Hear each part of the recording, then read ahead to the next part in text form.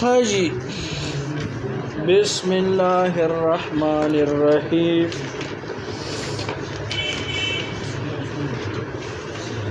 مونږ ویلو چې په ترکه د میت پورې سلور حقوق اربعه تعلق لري حقوق اربعه ترکه د میت ترکه ستوي ما بقي من مال الميت ما بقي من مال الميت هغه چې باقی وي د مال د میت سړی وفات او د مال دولت پاتې شو دغه تسویل کی ترکه ما بقي من مال الميت د مال د سره میت نه دې ته ترکه وي ما بقي من مال الميت دې پورې سو حقوق تعلق لري اول نمبر تکفین او تجهیز کفن مفن بدلري تکفین او تجهیز دویم نمبر او دریم نمبر وصیت من الثلث دا هم تلري او سلورم نمبر تقسیم علی الورثاء تقسیم په پچا باندې بوي وارثان باندې مالک وارثان په څو قسمه باندې دي وارثان په درې قسمه دي دا ډېر محباسونه دي ها ولهذا مو ټول تخکاری کنخکاری جبره کو ها اشاره کسانو تخکاری ظفر کلی مولا خکاری دتا چشمودی مستار ها ها نه بشي خکاری دتا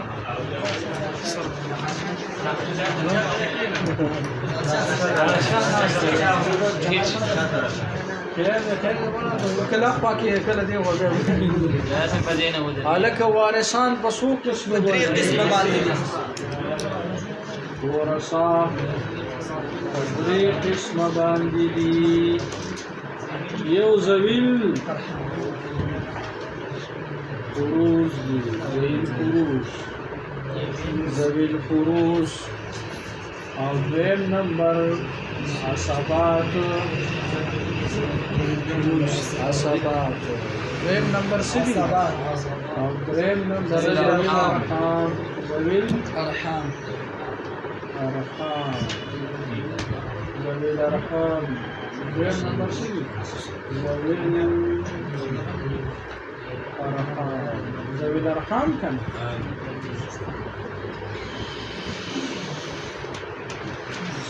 وارث چاته وي وارث وارث هغه کس ته ویل کېږي چې د ده لپاره حساب کتاب الله کې معین حساب په ترکه کې وي په ترکه کې ورغلي دغه ته وارث وي او هلکه ورثه په څو قسمه باندې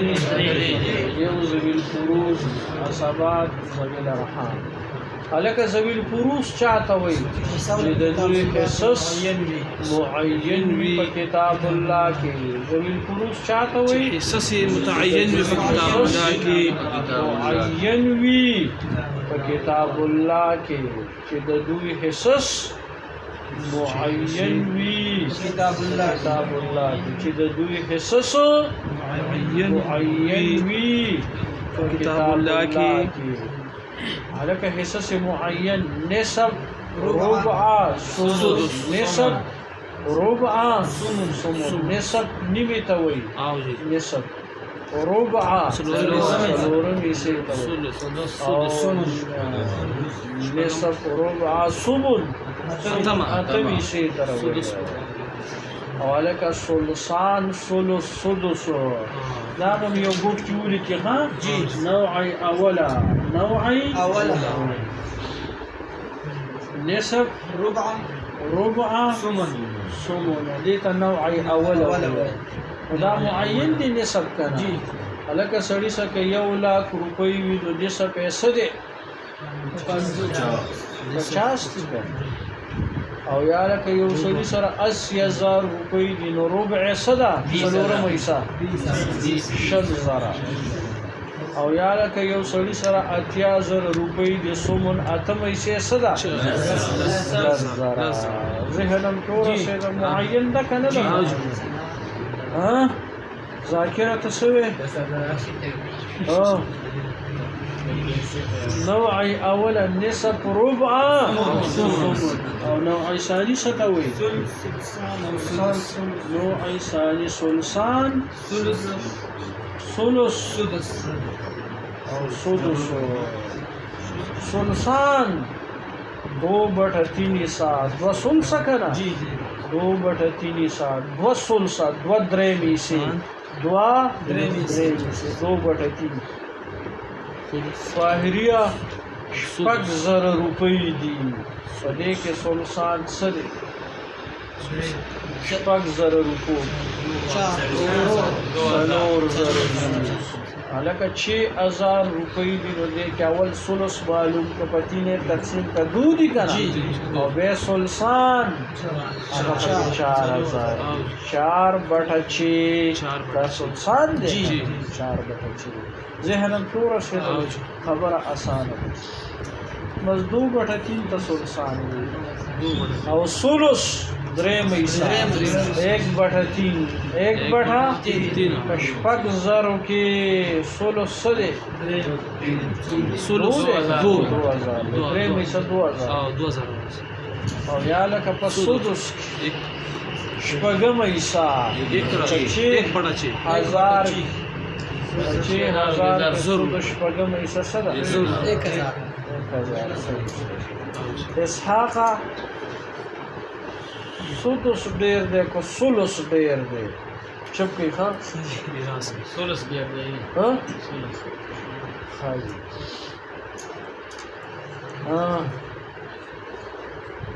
انځر کلی مولا ثلث ډیر دی کو سدس ډیر دی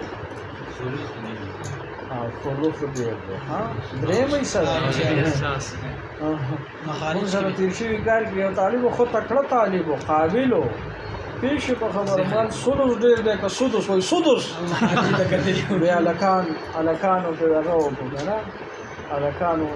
څوک مال صحیح ویل کنه مخرج د سدس ډیر دی مخرج د سدس ډیر دی مخرج په ډیر دی د سدس مخرج چی دی او د ثلث مخرج میراث کې چې سر ذهن دې ټول او ثلث ډیر دی د چانا سدس ثلث ډیر دی د چانا سدس ها هغه کې ډیر راځي څه میراث اوج دا حصص معین دي کنه نصف ربع ثمن ثلثان ثلث ثلث نوعي اولا نصف ربع ثمن دا به په یادو یادې ښه چې تاسو څوک نوعي اولا نوعي ثاني دا په یادو باندې یادې تاسو نور خبرې دې کې شته به اوس در باندې خلط را نشي اسنه پولر سګړ ورډ نشي ذهن دې ورو سیدل حسابات نو ذویل پروس چاته وي اساس متعین کتاب الله جواب خپل سره وای دا هغه وارث سره وای چې د دوی حص هغه وارثانو ته وای چې د دوی حصص معین وی په کتاب الله کې معین وی کتاب الله کې نصف ربع ثمن ثلثات ثلث سدس صحیح شو چې تاسو وایي ذویل فروز وتوي ذویل فروز وتوي او عصبات چاته وایي الکه د عصبات تعریف دا چې ما بقیه د ذویل فروز نوړي ما بقیه د ذویل فروز او په وخت د ځان لوالي کې کل حصوري په وخت د ځان لوالي کې هلکه عصبات هغه ته وایي چې ما بقیه د ذوي الفروض نه وړي ما بقیه د ذوي الفروض نه وړي او په وخت د ځان لوالي کې کل حصه وړي په وخت د ځان لوالي کې کل حصه وړي نو عصبات چاته وایي چې ما بقیه د ذوي الفروض نه وړي او په وخت د ځان لوالي کې کل حصه وړي دا لکه پوه شولې ښایي لکه مثال په طور باندې زید وفات زید وفات شو کوم وفات چې دا به بر اثر کې لیکي لاندې بڑے شراک آگے دیتا نقش وراثت ہوئی سوتا ہوئی نقش وراثت ولکه زید وفات زید چې وفات شنو یوت خزفات شوا زوجا دا لکه پوش شو خبره باندې زوجه پاتې شو کنه زید وفات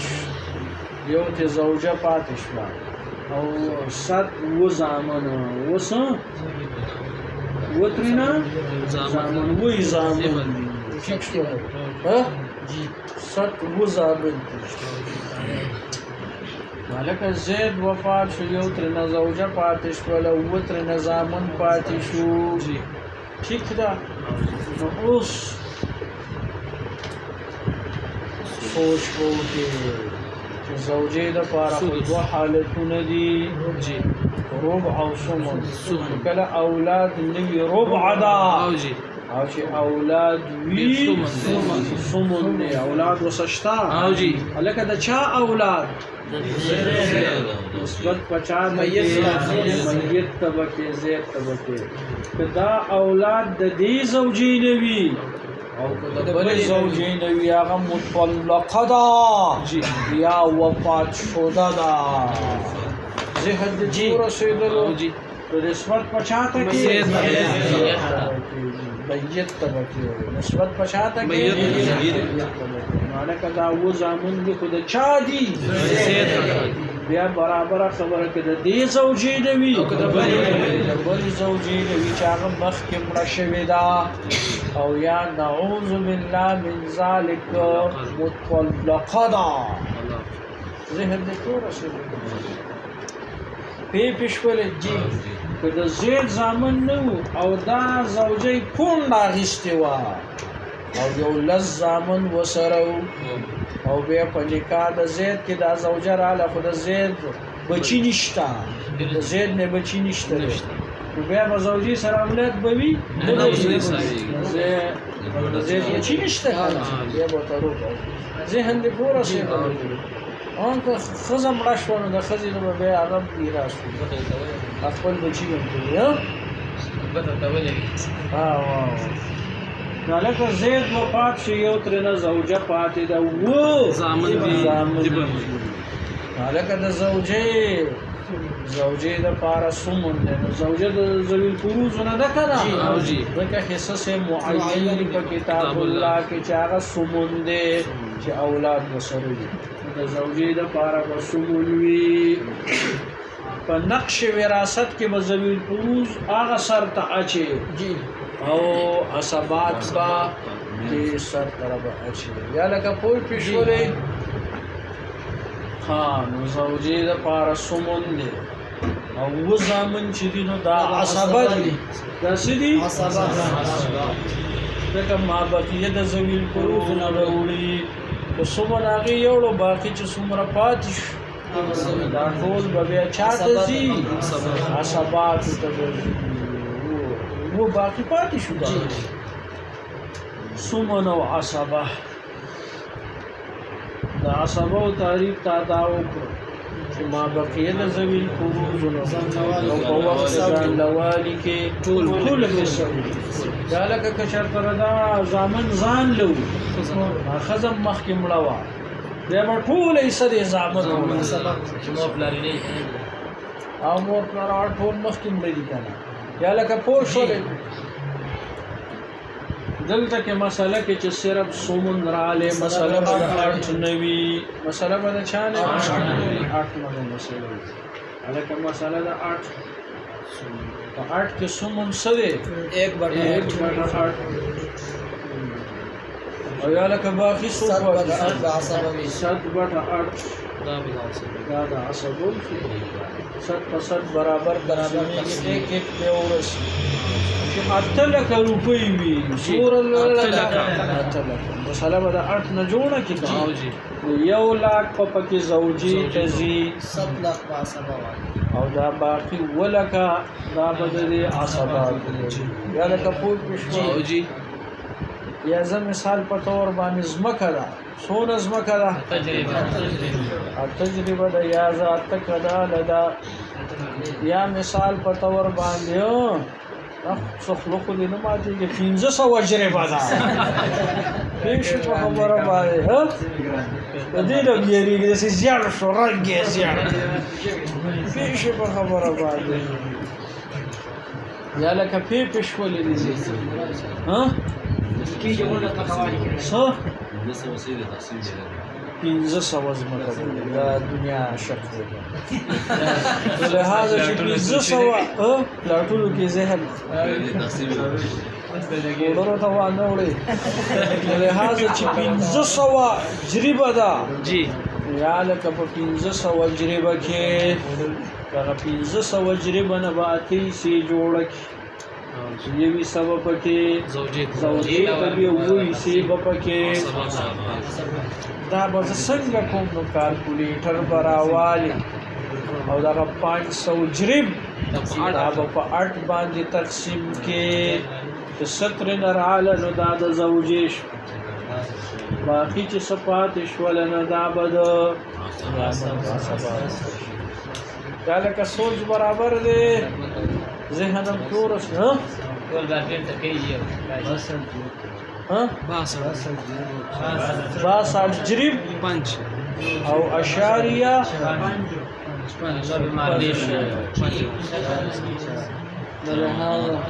ذهن دې پورا شیدل ورږي په دغه انداز سبب ځای کوي ذهن دې پورا شیدل دا نه ملکه زویل پروس چاته وي حصص معین هغه وارثان ته وي چې دوی حصص معین وي په کتاب الله کې نصف ربع ثمن ثلثان ثلث عصبات چاته وي او په وخت د ځان لوالي کې کل حصه وي هلکه ذویل ارحام چاته وي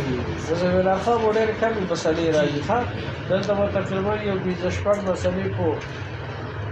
واته کال کې راغلي ذهن دې ټول رسېدل هلکه ذویل ارحام یو مسله د راغلي و چې یو وارث نه و ذهن دې ټول رسېدل پکشته ها میراثي د مسو کړو وسو ذویل ارحام نو به په گاونډیانو په بیت المال کې د زیروستو براشي الکه ذویل ارحام هغه وارثانو ته ویل کېږي چې هغه غیر وي د ذویل فروز او د عصباتو نه غیر وي د ذویل فروز او د عصباتو نه غیر وي هغه ته ذویل ارحام لکه ترور شو د ترور لور شو د تر لور شو لا وريرش ولا خورزش ولا وغيره وغيره ذهنم شورا شیدل روزی تاریخونو باندې پوښ ولې درځي بدرلا خبر آسانه ده ها دا تقسیمات کې هغه بیا بل سوال به ان شاء الله دا در باندې خلق مل ترانشي وارثان په څو قسم دي فروز صحیح شو حدیث د شمس حدیث د او نوع اول نصف ربع ثمن او نوع ثاني ثلثان ثلث وذلك سبق في